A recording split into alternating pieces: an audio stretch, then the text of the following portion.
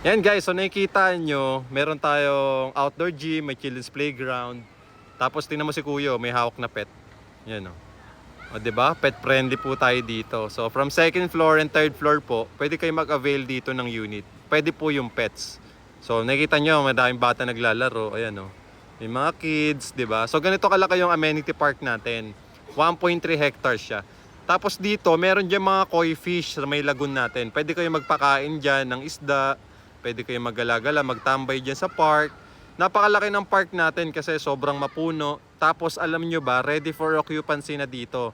Ang ilalabas mo lang dito ay 10,000 cash out only. Wala ka ng down payment na ilalabas. So kung interested ka, mag-follow ka at mag-message ka para masendan kita ng complete details. At good news, sa harap ng project, yan o, dito banda, natatakpan lang ng puno eh.